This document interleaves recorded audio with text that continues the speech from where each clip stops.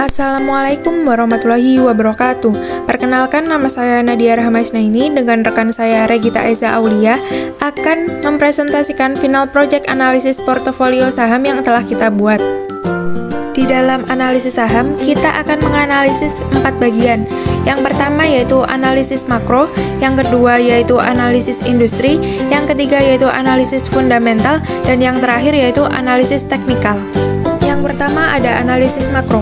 Analisis makro digunakan untuk memahami bagaimana kondisi pasar saham sangat dipengaruhi oleh kondisi makroekonomi sebuah negara. Dengan memahami kondisi makroekonomi, maka akan mempunyai gambaran yang jelas bagaimana kondisi pasar saham saat ini atau ke depannya sehingga dapat sebagai pertimbangan memutuskan secara tepat akan berinvestasi di instrumen keuangan yang mana. Di dalam analisis makro yang pertama, kita akan membahas tentang ekonomi dunia. Dana Moneter Internasional atau IMF telah memperkirakan pada tahun 2023 akan sulit dan diprediksi pertumbuhan melambat hingga kontraksi ekonomi di sepertiga negara dunia. Menurut IMF, proyeksi pertumbuhan ekonomi mencapai 2,7% diharapkan pada tahun ini. Proyeksi itu turun dari pertumbuhan 6% yang dialami pada tahun 2021 dan 3,2% untuk tahun 2022. Bagi dunia, cerminan perlambatan yang signifikan untuk ekonomi pada negara terbesar karena produk domestik bruto atau PDB Amerika berkontraksi pada paruh pertama tahun 2022. Kondisi ini diikuti oleh kontraksi kawasan Euro pada paruh kedua tahun 2022 dan wabah COVID yang berkepanjangan dan lockdown di Tiongkok. IMF memproyeksikan perlambatan pertumbuhan ekonomi Amerika Serikat dari 2022 hingga 2023. Pertumbuhan PDB Amerika Serikat akan melambat, diproyeksikan sebesar 2,3% pada tahun 2022 dan 1% pada tahun 2023. Hal itu akan menjadi kabar baik bagi pekerja dan investor. Meski tahun 2023 diperkirakan menjadi tahun yang lebih lambat untuk pertumbuhan ekonomi dibandingkan tahun 2022, namun ada hal yang positif. Pada tahun 2023, perekonomian Cina akan membaik. Pertumbuhan Cina akan meningkat menjadi 4,7% pada 2023 karena ekonomi diperkirakan akan terbebas dari penyebaran COVID-19 dan pembatasan terkait virus pada paruh kedua tahun ini. Menurut survei atas 37 ekonom bulan Desember 2022, tingkat pertumbuhan real produk domestik bruto di Cina, ekonomi terbesar Asia, diperkirakan meningkat dari 3% pada 2022 menjadi 4,7% pada tahun 2023. Meskipun masih di bawah pertumbuhan optimal di Cina, kenaikan ini merupakan tanda baik bagi perekonomian Indonesia dan ASEAN. Selanjutnya, kita akan membahas tentang ekonomi Indonesia berupa PDB. PDB merupakan salah satu alat yang bisa digunakan untuk mengetahui perkembangan ekonomi suatu negara. Berdasarkan data yang kita peroleh, PDB per kapita Indonesia dilaporkan sebesar 4.349,171 US dollar pada 2021. Rekor ini naik dibanding sebelumnya, yaitu 3.927,333 US dollar untuk tahun 2020. Data PDB per kapita Indonesia diperbarui secara tahunan dengan rata-rata 3.714,310 US dollar dari 2010 sampai 2021. Data ini mencapai angka tertinggi sebesar 4.349,171 US dollar pada 2021 dan rekor terendah sebesar 3.178,704 US dollar pada 2010. Selanjutnya yaitu inflasi. Inflasi dapat diartikan sebagai kenaikan harga barang dan jasa secara umum dan terus-menerus dalam jangka waktu tertentu. Berdasarkan data yang kita peroleh, pada Oktober 2022 terjadi inflasi year on year sebesar 5,71% dengan indeks harga konsumen atau IHK sebesar 112,75.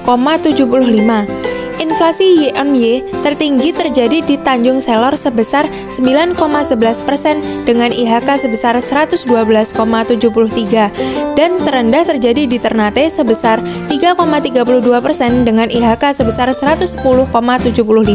Tingkat deflasi month of month Oktober 2022 sebesar 0,11% dan tingkat inflasi year to date pada Oktober 2022 sebesar 4,73%. Tingkat inflasi year on year komponen inti Oktober 2022 sebesar 3,31%, inflasi month to month sebesar 0,16%, dan inflasi year to date sebesar 2,97%. Selanjutnya yaitu tingkat bunga atau BI rate, merupakan kebijakan suku bunga sebagai representasi sikap kebijakan moneter atas dasar kesepakatan Bank Indonesia dan diketahui oleh masyarakat. Berdasarkan data yang kita peroleh, pada rapat Dewan Gubernur Bank Indonesia pada tanggal 21 sampai 22 Desember 2022 memutuskan untuk menaikkan BI 7 Day sebesar 25 BPS menjadi 5,50%. Suku bunga deposit facility sebesar 25 BPS menjadi 4,75% dan suku bunga lending facility sebesar 25 BPS menjadi 6,25%. Keputusan kenaikan suku bunga yang lebih terukur tersebut sebagai langkah lanjutan untuk secara front-loader, preemptive, dan forward-looking memastikan terus berlanjutnya penurunan ekspektasi inflasi dan inflasi sehingga inflasi inti tetap terjaga dengan kisaran 3,0 kurang lebih 1%. Yang selanjutnya yaitu kurs. Kurs merupakan perbandingan harga atau nilai dari mata uang suatu negara yang diukur dalam mata uang negara lain. Berdasarkan data yang kita peroleh, nilai tukar rupiah terhadap dolar Amerika Serikat menguat 0,39% menjadi Rp15.657 pada perdagangan 29 Desember 2022. Pelemahan rupiah yang terjadi pada tahun 2022 sebenarnya tidak fundamental. Pelemahan ini lebih disebabkan oleh sentimen kekhawatiran terhadap perlambatan ekonomi yang berlebihan. Akan tetapi, secara year to date, kurs rupiah sudah melemah sebesar 9,94% dibanding akhir tahun 2021 yang berada di Rp14.424 per dolar Amerika Serikat. Yang terakhir yaitu pasar modal, merupakan pasar untuk berbagai instrumen keuangan jangka panjang yang bisa diperjualbelikan. Sepanjang tahun 2022, pasar modal Indonesia tumbuh positif. IHSG naik 4,09% dibanding tahun 2021 dan sempat menembus rekor tertinggi di level 7.318. Sepanjang tahun 2022, pasar modal Indonesia bertumbuh secara positif. Hal ini tercermin dari kinerja indeks harga saham gabungan yang telah mencapai level 6.850,52 pada 28 Desember 2022 atau meningkat 4,09% pada 30 Desember 2021. Tumbuhan IHSG bahkan sempat menembus rekor baru, yaitu pada level 7.318,16 pada 13 September 2022. Kapitalisasi pasar modal pada 28 Desember 2022 mencapai Rp9.509 triliun atau naik sebesar 15,2% dibanding posisi akhir tahun 2021 dan juga sempat menembus rekor baru sebesar Rp9.600 triliun pada Desember 2022. Yang kedua, kita akan melakukan analisis industri. Analisis industri merupakan tahap penting yang perlu dilakukan investor. Karena dengan analisis tersebut, dipercaya dapat membantu investor untuk mengidentifikasi peluang-peluang investasi dalam industri yang mempunyai karakteristik risiko dan return yang menguntungkan bagi investor.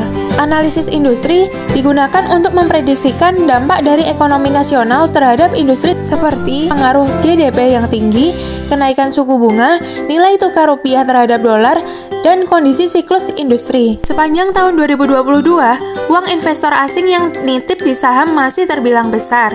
Terbukti asing tetap mencatatkan transaksi net buy senilai Rp40,5 triliun. Bulan window dressing tahun 2022 juga merupakan yang terberat bagi investor retail. Desember diibaratkan bulan panen cuan. Tahun 2022 mematahkan tradisi itu, karena yang berhak menaikkan atau menurunkan IHSG itu market maker. Jumlah emiten baru yang melakukan IPO memang mencetak rekor dari sisi kuantitas yang mencapai 59 perusahaan. Tetapi dari sisi kualitas penggalangan dana mengalami penurunan dari 62,6 triliun rupiah pada tahun lalu menjadi 33,6 triliun rupiah. Penerapan penghapusan kode broker di running trade pada 6 Desember 2021 sekalian 27 Juni 2022 menutup informasi domisili investor oleh Bursa Efek Indonesia. Selanjutnya, kita akan menganalisis mengenai industri keuangan. Pada tahun 2022, jasa keuangan dan asuransi tumbuh 12,1%. Sementara pada 2021 mengalami kontraktif hingga minus 0,2%. Secara rinci, jasa keuangan dan asuransi tumbuh 13,9% pada kuartal 1 2022. Kemudian, pada kuartal 2 tercatat 17,4% dan kuartal 3 sebesar 13,5%. Selanjutnya, pada Oktober 2022, jasa keuangan dan asuransi tumbuh mencapai 12,5% dan periode November 2022 mencatatkan pertumbuhan 27,8%. Berdasarkan rank pada sektor keuangan yang kita tampilkan, BBCA berada pada posisi paling atas. Maka, kami memilih untuk membeli saham tersebut karena selain brand image yang baik, setiap pergerakan harga saham BBCA di bursa saham, harga saham BBCA cenderung stabil, tapi bisa jadi uptrend jangka panjang. Harga saham BBCA tidak terlalu sering naik dalam waktu yang cepat. Di sisi lain, harga saham jarang turun terlalu drastis. Di rank kedua terdapat BBRI. Kami memilih BBRI karena BBRI merupakan perusahaan yang bergerak di bidang perbankan atau finansial. BBRI juga menjadi perusahaan perbankan yang melakukan prinsip ESG, Environment, Social, and Governance, yang merupakan patokan sebuah perseroan yang ingin tumbuh berkelanjutan dalam bisnis jangka panjang. Yang kedua, kita akan menganalisis industri pertambangan. Ditjen Minerba, Kementerian ESDM mencatat pendapatan negara bukan pajak sektor pertambangan pada tahun 2022 mencapai sebesar 173,5 triliun rupiah per 16 Desember 2022. Capaian itu sudah melampaui target atau mencapai 170% dari target PNBP 2022 yang ditargetkan 101,8 triliun rupiah. Berdasarkan rank pada sektor pertambangan yang telah kita tampilkan, ANTM berada pada posisi paling atas. Maka kami memilih untuk membeli saham tersebut karena pergerakan harga saham ANTM juga cenderung stabil, sehingga potensi mengalami resiko kerugian akan semakin minim. Selain itu, ada juga pendorong ANTM yang memberikan peningkatan terhadap volume perusahaan yang satu ini. ANTM juga sudah membuktikan keberhasilannya yang pernah meraih laba bersih hingga 1,15 triliun rupiah 2 tahun sebelumnya. Realisasi untuk ANTM ini bisa mencapai 27,3 triliun rupiah dan berada pada proyeksi Samuel Sekuritas sebesar 26,1 triliun rupiah. Progres kedepannya yang lebih baik menjadi salah satu alasan utama banyak para investor yang memilih ANTM. Yang terakhir, kelompok kami akan menganalisis industri transportasi. Badan Pusat Statistik atau BPS melaporkan inflasi sektor transportasi mencapai 15,26% pada tahun 2022, jauh di atas inflasi umum yang hanya 5,51%. Angka tersebut juga merupakan yang tertinggi dibanding inflasi sektor lainnya. Berdasarkan rank pada sektor transportasi yang kita tampilkan, kami memilih untuk membeli saham SMDR karena meskipun GIAA pada posisi atas, BEI baru saja melakukan penghentian perdagangan atau suspensi saham GIAA sejak sesi 1 perdagangan efek tanggal 18 Juni 2021 yang disebabkan oleh penundaan pembayaran kupon suku global.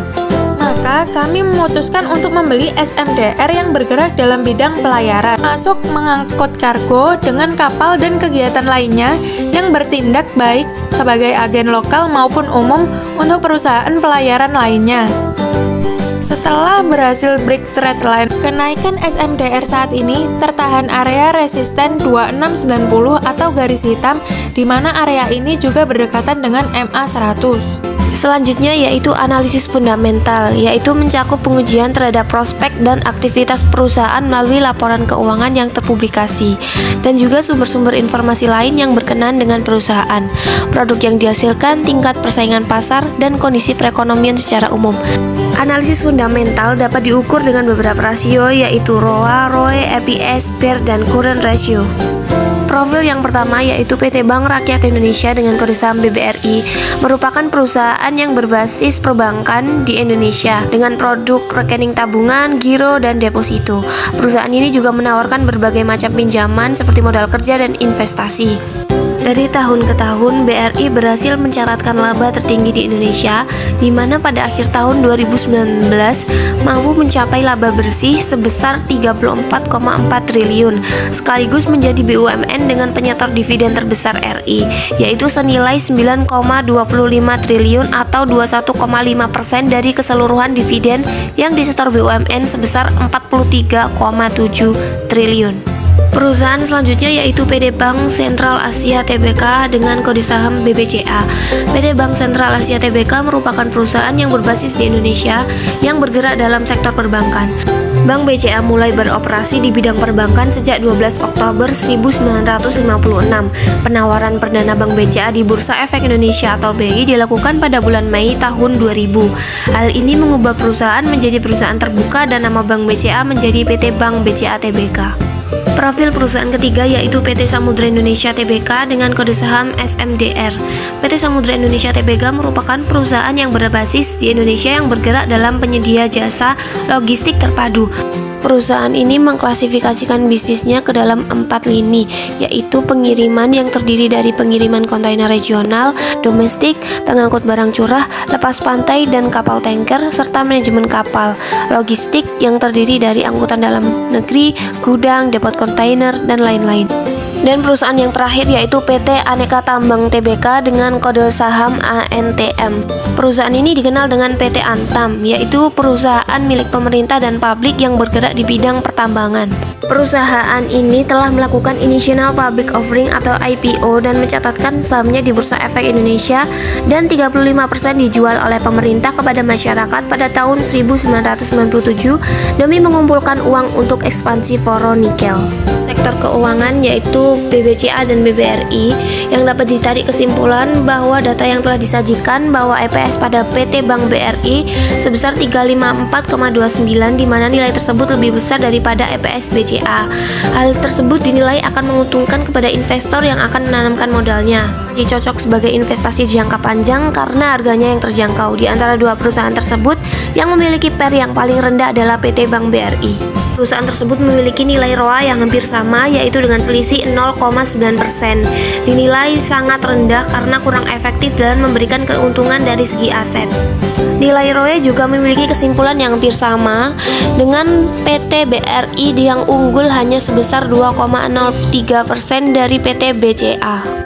Dilihat dari current ratio, dapat dilihat bahwa nilai tersebut sangat rendah dengan PT BCA yang unggul hanya sebesar 0,28, yang menunjukkan bahwa perusahaan rawan dalam memenuhi aktifannya sehingga mungkin terjadi untuk investor tidak akan mendapatkan return. Selanjutnya yaitu analisis fundamental berdasarkan laporan keuangan industri sektor campuran. Dapat dilihat EPS Samudra Tangguh sebesar 223,42, di mana nilai tersebut lebih besar daripada EPS PT Aneka Tambang. Selanjutnya, nilai PER yang kecil dinilai masih cocok sebagai investasi jangka panjang karena harganya yang terjangkau. Di antara dua perusahaan tersebut, yang memiliki nilai PER yang rendah adalah PT Samudra Indonesia Tangguh, yaitu sebesar 1,90x. Berdasarkan ROA, dapat terlihat bahwa PT Samudra memiliki nilai yang cukup besar dibandingkan dengan PT Aneka Tambang, yaitu sebesar 36,72% yang dinilai efektif dalam menghasilkan keuntungan. Selanjutnya dalam kolom ROE, perusahaan yang dinilai efektif dalam mengelola modal yang diharapkan dalam menghasilkan keuntungan adalah PT Samudra Indonesia, yaitu sebesar 68,04%.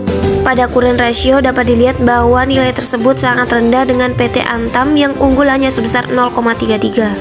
Analisis terakhir yaitu analisis teknikal, di mana teknik analisis yang digunakan untuk mengamati pola-pola seperti data pasar, harga saham, dan volume transaksi. Komponen dalam analisis teknikal yaitu yang pertama candlestick chart. Digunakan banyak trader untuk menunjukkan harga karena secara visual grafik ini mudah dipahami dan informasi yang disajikan dalam setiap candlestick cukup lengkap, termasuk harga pembukaan, harga terendah dan harga tertinggi hingga harga penutupan. Komponen kedua yaitu support atau level harga paling rendah dan resisten atau level harga paling tinggi. Dalam pergerakan harga, support adalah titik atau area terendah yang tidak dapat ditembus pergerakan harga yang menurun. Sedangkan resistance adalah titik atau tertinggi yang tidak dapat ditembus pergerakan harga yang naik. Terdapat 3 indikator teknikal. Yang pertama yaitu Moving Average Convergence Divergence atau MACD, yaitu berfungsi sebagai indikator momentum yang bisa membaca arah tren. Yang kedua yaitu Stochastic Oscillator. Indikator ini memiliki persamaan dengan MACD. Perbedaannya ada dari segi visualnya, di mana terdapat satu ruang besar yang berada di tengah-tengah antara overbought dan oversold. Indikator ketiga yaitu Relative Strength Index atau RSI, yakni agak sedikit berbeda dengan sebelumnya, di mana RSI hanya akan melihat satu garis pergerakan harga. Berikut analisis saham secara teknikal pada PT Bank BCA, di mana dapat diambil kesimpulan chart candlestick menunjukkan pergerakan harga dalam satu periode yang meliputi harga pembukaan tertinggi, terendah, serta penutupan. Nilai stokastik menunjukkan angka 20 sehingga dapat diambil kesimpulan bahwa terjadi tren bullish. Moving average menunjukkan rata-rata harian sebesar 8825. Dan RSI atau Relative Strength Index menunjukkan level 34, di mana hal tersebut dapat diambil kemungkinan bahwa terjadi oversold. Selanjutnya analisis pada perusahaan PT BRI, di mana dapat dilihat bahwa nilai stokastik memiliki nilai di atas 20 sehingga dapat diambil kesimpulan bahwa tidak terjadi tren bullish dan sebaliknya malah terjadi tren bearish. Moving average menunjukkan rata-rata harian sebesar 4880 dan RSI menunjukkan level 50, di mana hal tersebut dapat diambil kemungkinan bahwa terjadi oversold yang memiliki sinyal jual. Analisis saham PT Samudra Tangguh Indonesia Tbk, di mana stokastik memiliki nilai di atas 20 sehingga dapat diambil kesimpulan bahwa tidak terjadi tren bullish, malah terjadi tren bearish. Moving average menunjukkan harga rata-rata harian sebesar 2250 dan RSI menunjukkan level 45, di mana hal tersebut dapat diambil kemungkinan bahwa terjadi oversold yang memiliki sinyal jual. Selanjutnya analisis teknikal pada PT Aneka Tambang Tbk menunjukkan nilai stokastik memiliki nilai di bawah 44 sehingga dapat diambil kesimpulan bahwa terjadi tren bullish. Moving average menunjukkan harga rata-rata sebesar 2055 dan RSI menunjukkan level 42, di mana hal tersebut dapat diambil kemungkinan bahwa terjadi oversold yang memiliki sinyal jual. Selanjutnya merupakan gambaran tentang portofolio tentang saham yang sudah kita beli. Saham tersebut sesuai yang kita analisis tadi, yaitu BBRI, BBCA, SMDR, dan ANTM. Berikut merupakan ringkasan pembelian, yaitu pertama BRI kita membeli dengan harga 4.605 dengan jumlah 26 lot dengan harga Rp11.973.900 dan mendapatkan gain sebesar 0,32%, yaitu Rp38.100 yang bernilai Rp38.100. Emiten selanjutnya yaitu BBCA, kita membeli dengan harga Rp8.191 dengan jumlah 33 lot dengan harga Rp27.031.455, mendapatkan gain sebesar 1,33% yang bernilai Rp358.545.000. Selanjutnya yaitu PT Samudra, kita membeli sejumlah 8 lot dengan harga beli Rp1.821.000 dengan jumlah pembelian Rp1.457.409 dan mendapatkan keuntungan sebesar 1% dan jumlahnya yaitu Rp14.591. Selanjutnya yaitu PT Antam dengan harga beli 1.963 dengan jumlah lot 12 jadi 2.356.704, kemudian mendapatkan keuntungan sebesar 1,07%, yaitu dengan jumlah Rp25.296.000. Selanjutnya yaitu ringkasan penjualan pada PT BRI dengan harga jual 4.620 sejumlah 26 lot kepemilikan dengan hasil penjualan Rp12.012.000. Pada PT Bank BCA dengan harga jual 8.300 dengan jumlah lot 33, hasil penjualannya 27.390.000. Dan yang ketiga yaitu PT Samudra dengan harga jual 1.840 dengan jumlah lot 8 dengan hasil penjualan Rp1.472.000. Dan perusahaan terakhir yaitu PT Antam dengan harga jual 1.985 dengan jumlah lot 12 dengan hasil penjualan Rp2.382.000. Sekian yang dapat kita sampaikan, semoga dapat bermanfaat. Kurang lebihnya mohon dimaafkan. Assalamualaikum warahmatullahi wabarakatuh.